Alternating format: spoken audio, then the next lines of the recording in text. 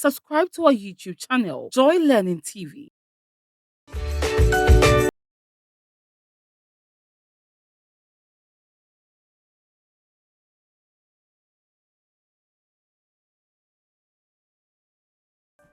Hello students, welcome once again to Senior High School Hour on Joy Learning channel.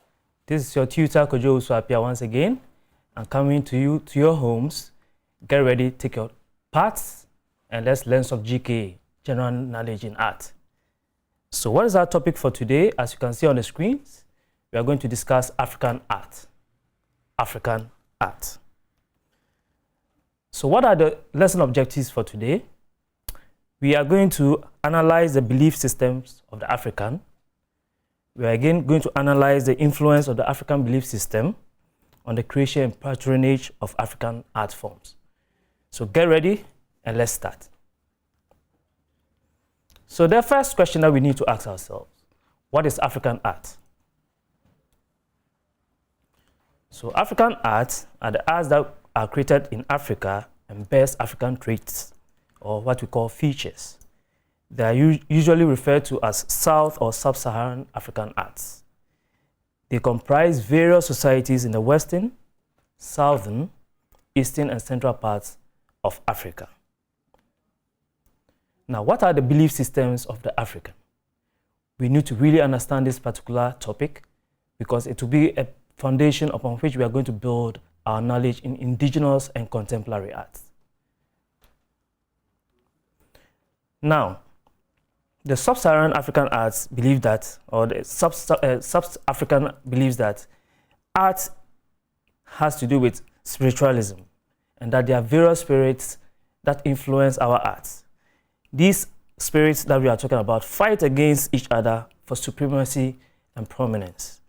Now, there are good spirits that are also referred to as benevolent spirits, and there are bad spirits referred to as malevolent spirits. Now, on your screens, we have the 6 belief systems of the African. Let's quickly run through. So the first thing that we realize is that Africans believe that there's a superior deity. Again, there are ancestors. We also believe in spirits. We believe in animism. We also believe in sorcery and witchcraft. And lastly, we believe in the rites of passage. So what we are going to do now is we're going to take them one by one and then go a little details into them. So get ready as we start. So let's start straight away from the first one. That says superior deity, believe in the superior deity. That's God. So the Africans or the African believes that the supreme being dominates all other beliefs that we have. So he's the supreme being who is at the top of all beliefs. He's believed to be at the top of this hierarchy and that he is the owner of the universe. There are no spirits beyond him. But in each society in Africa, there's a local name for this supreme being. So let's look at some of these names that we have for our supreme being. So the Akans or the Ashantis call him Onyame or Onyankopon. The Awes also in Ghana call him Mau or Mau. The Ghana calls him Atananyumo. What is the name given to your supreme deity in your locality? Now, this supreme being is the creator and sustainer of the universe. And there are various attributes that are assigned to him by Africans. Now, let's look at some of these attributes that comes from various localities across our continent of Africa. First, he is believed to be the creator of all. Again, he is a sovereign ruler of the universe. He is omnipotent, meaning he's all-powerful. He is omniscient, that's all-knowing. And again, he is omnipresent, that's he can be found everywhere. Atheism is alien to Africans' beliefs or thoughts. I can confidently say that every African believes that there's a supreme God. Mostly about 99% of Africans. Now, in general, Africans do not worship God directly, but through mediators like lesser gods and ancestors. So there are few shrines across the continent of Africa that are constructed in his name for various activities in various ethnic groups. Now, examples that I can find are among the Ashantis, the Ewes of Ghana and Togo, again, the Dagons of Mali, and the Gikuyu of Kenya. Now, let's move to the belief in ancestors. Yes, the Africans believe that there are ancestors. Now, who qualifies to be an ancestor? Let's look through these slides and try to explain to ourselves who can be an ancestor. First, an ancestor or ancestors are basically our forefathers or foreelders who had led good and exemplary lives and are no more living in this physical world. They are considered as the living dead. Now, even though they are not physically staying with us or with us here on earth, they continue to be members of our various lineages. Now, to become an ancestor, one must not die through these followings.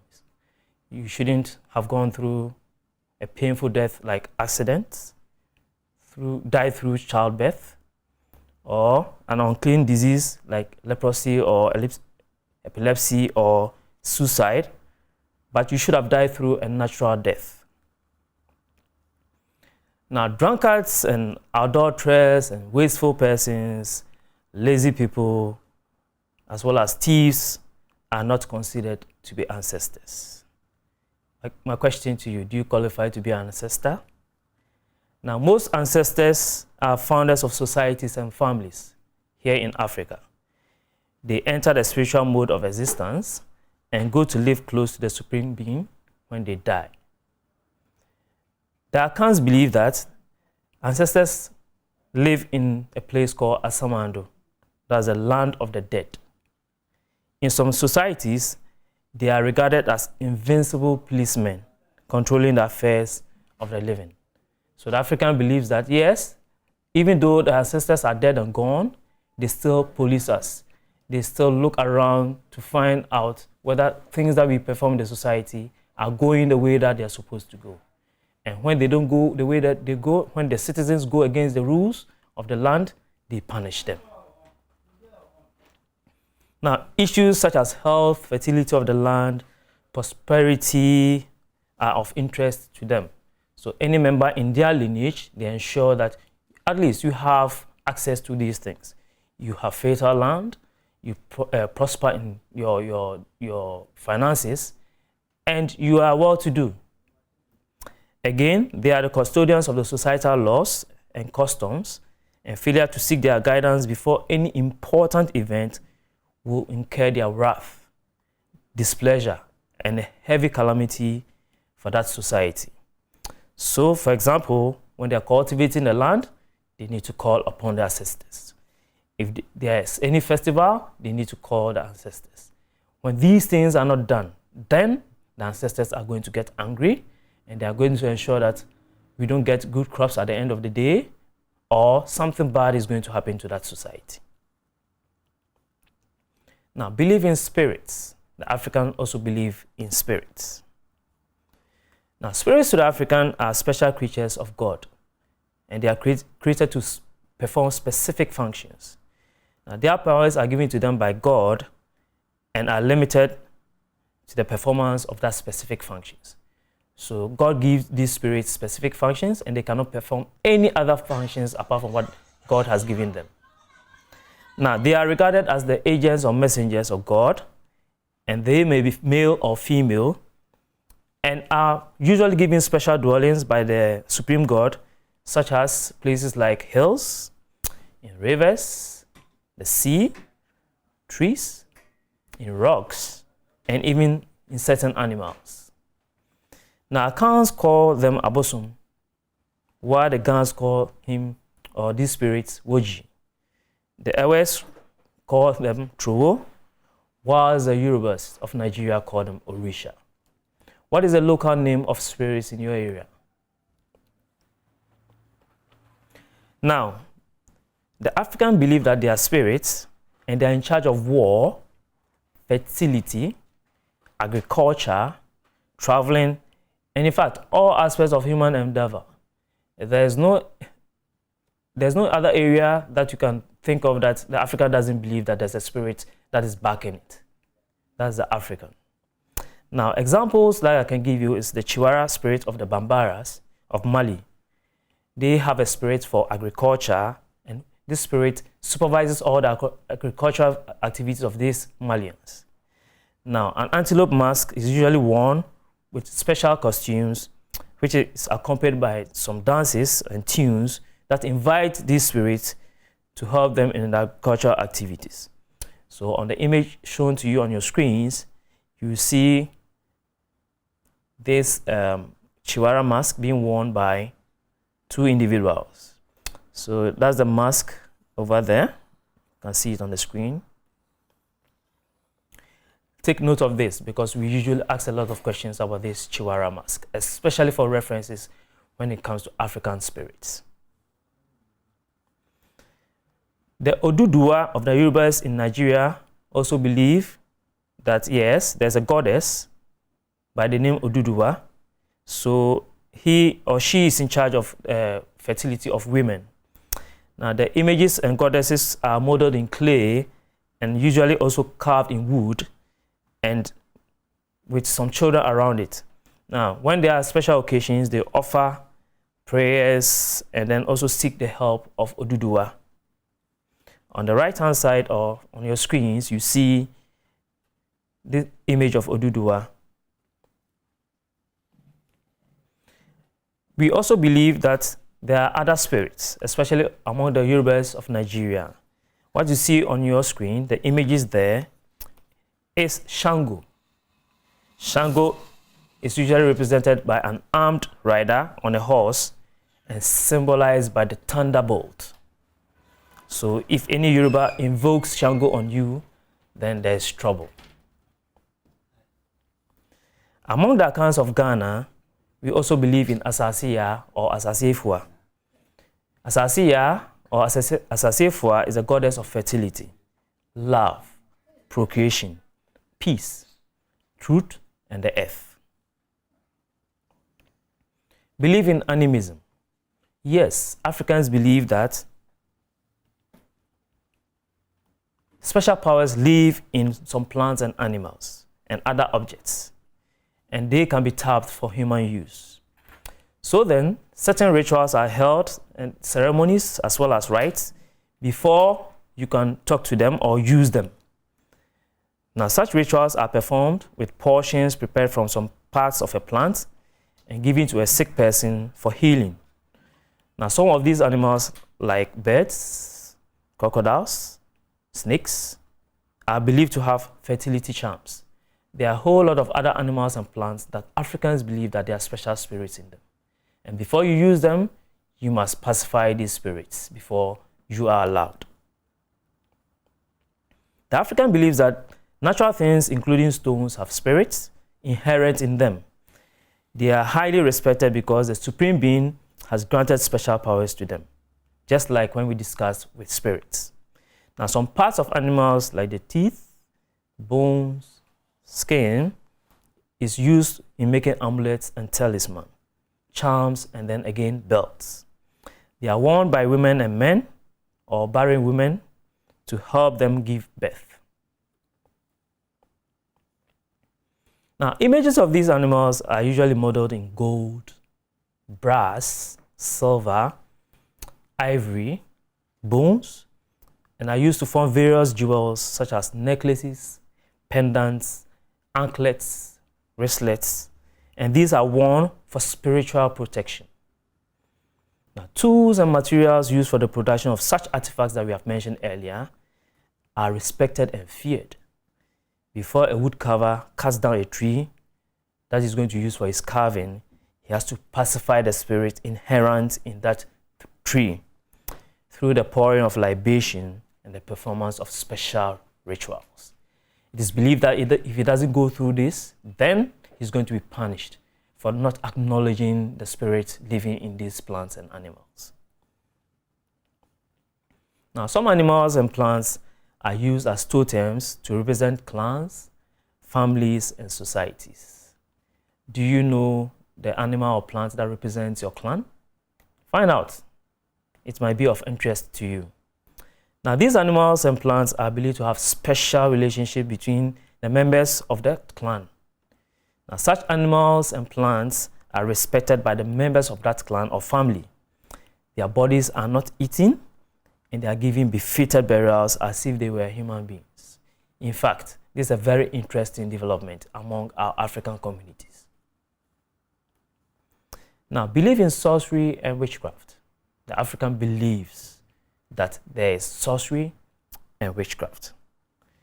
Now, they are practices basically that are built on magic but are used for evil purposes. There is a belief that the power of divinities and ancestors, as well as power derived from medicine, can be used for destructive purposes. So then, sorcerers and witchcrafts are elements in that society or in the African society that use these powers for the purpose of destroying life. Now, witches are believed to be wicked and malicious human beings who have the intentions to just simply kill us. And they do that by poisoning or cursing victims. Now, the sorcerer and witchcrafts or witches are usually identified as the major misfortune of death in the family. So typical of every African, anything that happens has a meaning behind it. It's either a witch or a sorcerer who has gone through some processes and led us to that feat. So every time we are asking for answers from these witchcrafts that we see around us. Now, the fear of sorcerers and witchcrafts results in the quest for protection against them. And usually we go to these medicine men. Now, people wear a special ring, special necklace, as well as amulets which attract good spirits, and again talisman which wards off bad spirit, so that we can have some protection. In some cultures, special dances are performed by individuals wearing special costumes and masks, and these things are believed to ward away or drive away witches. Now, let's move to the rites of passage. The African believed in rites of passage. Now, when we say rites of passage, they are basically rituals and ceremonies that are used to mark changes or transitions in one stage of life to another. So on your screens, I have 4 rites of passage. They include birth, puberty, marriage, and death. Now, let's look at the first stage of the rites of passage, which is birth. Now, birth is the first stage, like we said, of the life cycle, and it is an evolution from the spiritual world to the living world. So once you are giving birth, the African assumes that you have come from that spiritual world to this particular physical world. So in some societies, for example, birth is believed to be the channel through which ancestors are reborn into their lineages. So it's like a cycle. The ancestor lives. Of course, he should have led a good life. He dies off and then comes back as a member of the family once more. It is viewed as a way through which the goddess or the gods and ancestors reward members of the family. Now, naming and outdooring ceremonies are organized to thank these gods and ancestors for the child, for welcoming the child into this from the spiritual world. So the child comes from the spiritual world, and when he comes to the physical world, he has to be welcomed. So then special ceremonies are carried out, especially on the 8th day, because it is believed that at that time the newly born child has fully disconnected from this or his former link with the world of spirits. So until the 8th day, the child is believed to not have come fully from the spiritual world. So usually in African beliefs, we wait till the 8th day, then we acknowledge that person as not being a visitor anymore. So formally, the child who hadn't lived up to the 8th day is considered as a visitor. Now, prayers are said and libation poured with water, wine, milk, depending on which ethnic society that you're coming from, when this child is born. Now, among the accounts, for example, the parents of the child put on white clothes and paint their bodies with white clay to signify happiness. Of course, yes, a child has been brought into their lineage from the spiritual world to the physical world, so they need to celebrate. Now, several art forms are used during such occasions. So we have pots, usually where we put in water for the guests. They wear nice clothing. There are calabashes all over for decorations. There's music, there's dance, there's so many things that happen during the occasion of birth. Now, again, puberty. The African believes in the rites of passage, and one of them is puberty. So puberty is the passage from childhood to adolescence and adulthood. Several rites are performed to welcome the young ones into adulthood. Now, special initiation rites are performed to welcome the newcomers fully into developed persons capable of discharging their duties as full members of the society. So until a child is initiated, he or she is not considered as a full member of the community or society. So once the initiations go on, then they are accepted and they are taught so many norms of that particular society. Now, these initiation rites contain ideals of manhood and womanhood, in which the society believes and also wishes to impart on these young ones or adults, and that's why they go through these rites. Now, sometimes the initiates are isolated in a camp away from home for a period of time, during which special instructions such as knowledge on the customs of the land, the law and justice, some home management, especially for the ladies or girls, some personal hygiene, the fighting skills, especially for the boys. Then they also practice some art. All this knowledge is imparted into these new citizens. Now, the entire experience that they gain brings about physical, emotional, and psychological changes in them. It is believed that after they have gone through these initiations, when they come from the camps, they are fully developed members of that society. The return to their homes of the rites signifies a rebirth and another stage in life, that is adulthood. So during such occasions, they wear special costumes and masks and for these initiates. And their instructors also wear them as well as the elders of that society. Artifacts are used for teaching aids during such instructions. Drums are beaten and the initiates are engage themselves in dances to invite the spirits of the ancestors during that initiation ceremony. There's drama, there's storytelling, and there are other mediums of instructions which are also given to these new initiates. Next we have is marriage, the rites of passage that we refer to as marriage. Now, marriage is a legal union between a man and a woman, and they go through special rites which is based on their customs, and they have to go through these rites because it's very important and to be accepted as a full-fledged member of the community or society. Marriage to the African is just more than the union between the man and the woman, but it is a big union between two families of the very individuals who are getting married. So to the African, marriage is a duty or a requirement and an aspect of life that every single person must practice. So in African settings, if you don't get married, people look down upon you. Any member of the society who fails to participate is viewed as a curse to that society. He is a lawbreaker, and he is not only abnormal, but also an underhuman. You are not regarded as a full-fledged human being. You are not looked at as a full member of the community. Why? Because you didn't get married. Now, the main aim of marriage is for procreation, and without it, marriage is incomplete. That is to the African. Now, several artifacts are used during such marriage rites. For instance, during prayers are offered during such occasions to the gods and ancestors to bless the marriage with peace, prosperity, joy, and as many children as possible. Friends and loved ones usually come along with and present gifts to the married couples, and most of these artifacts include bowls, vessels, clothing, and so on and so forth, you could just relate to this. We still perform these various activities today. When you go for a marriage ceremony, you are given such things as these bowls and vessels, and even some souvenirs to bring home. We borrowed all these ideas from our indigenous African beliefs. Now, again, the bride also adorns herself in nice clothes with several jewels or beadwork.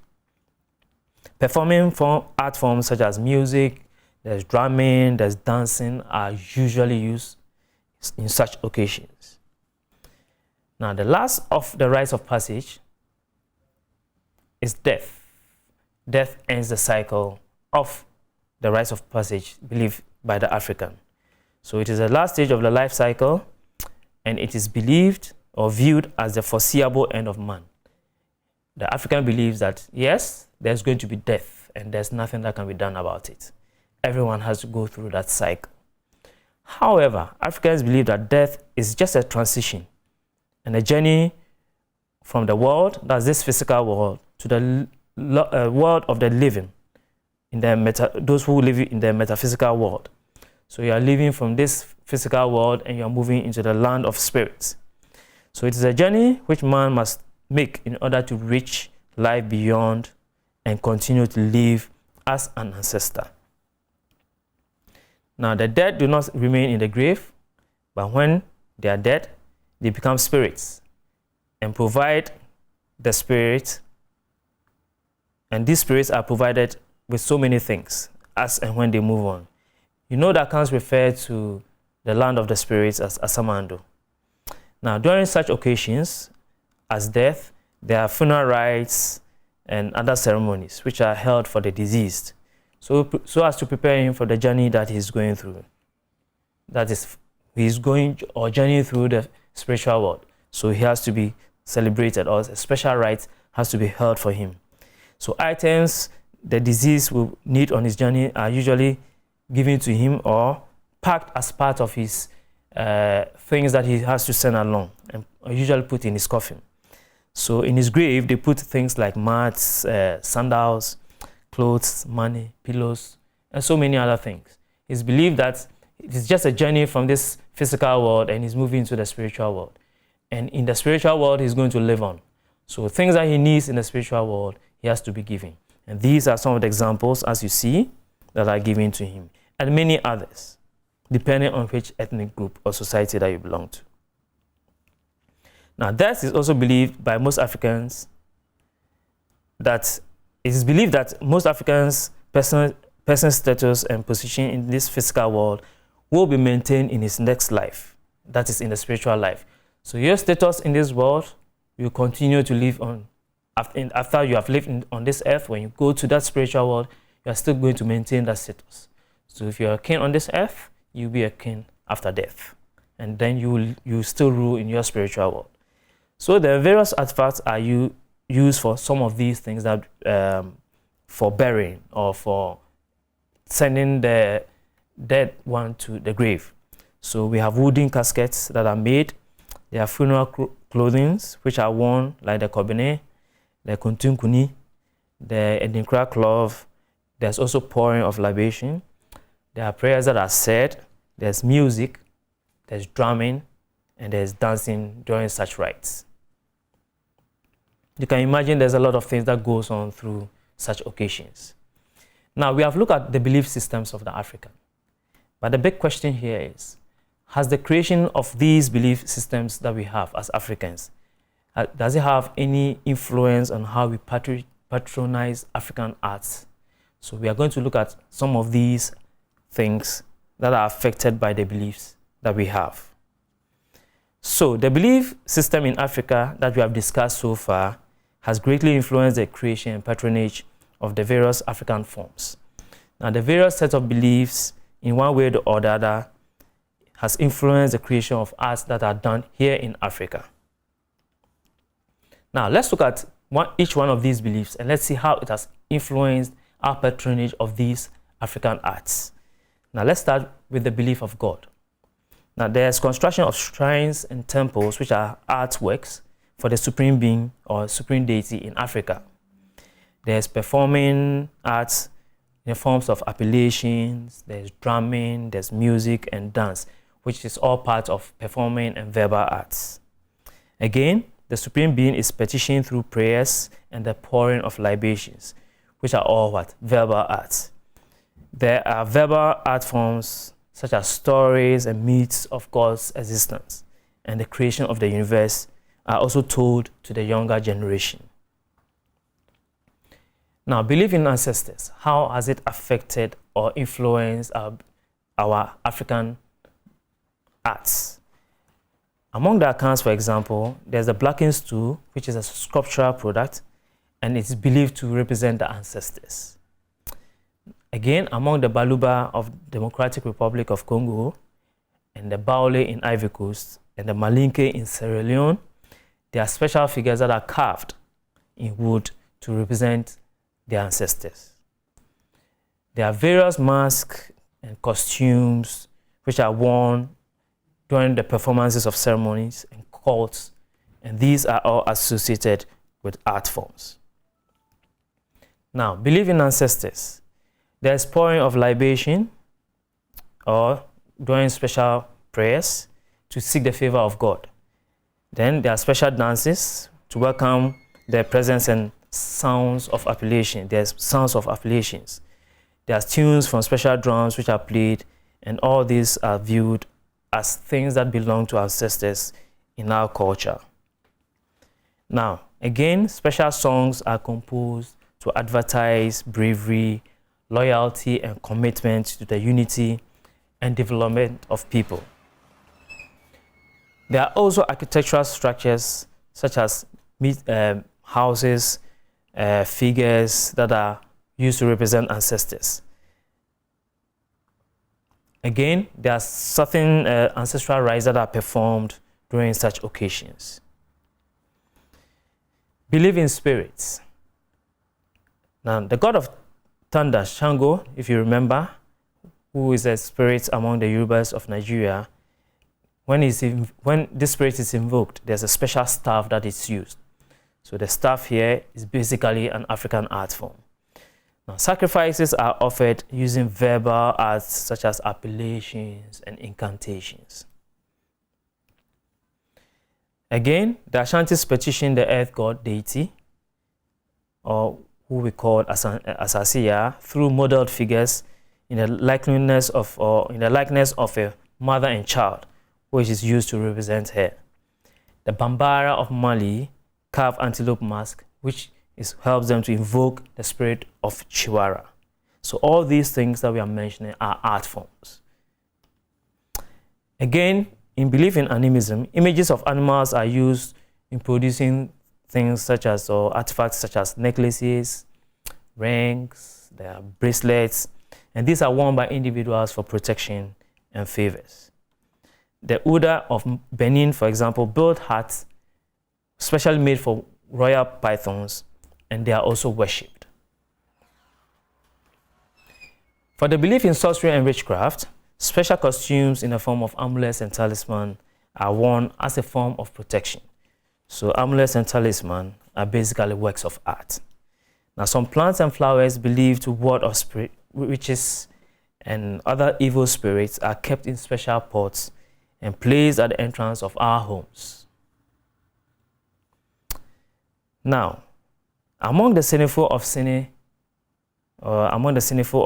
or these people is a group found in West Africa around Ivory Coast or Burkina Faso, Mali, and even around Ghana. There are special female figures that are carved to pay homage to women for the role they perform as founders of our lineages. The importance of motherhood is symbolized by scarifications radiating from the navel among the people of the Sene tribe. Now, there is music and dance and other performing art forms during such ceremonies as birth, adulthood, marriage, and death. So you realize that at every stage of the rite of passage, there's a form of, or there's an African art form that is used for each of these stages. Now, as usual, there are some questions that you really need to answer so that you can have a firm foundation under the belief systems of Africa. So I want you to research on this. So I want you to write notes on African belief systems, and again, how the influence of African belief systems has influenced the patronage of African art forms. So do this work. Make sure you do it very well. Understand the various belief systems of the African, because that's going to be a foundation upon which we are going to learn the other topics that we are supposed to do. So students, so we meet again. Keep on revising your notes. Remember that this topic that we have learned today is going to form the basics upon which we are going to build our knowledge in other topics that we are going to learn in the subsequent lessons. So keep on revising. This has been your tutor, Kojo Usuapia, and I've taken you through GKA for today. Keep on learning. We'll meet once again.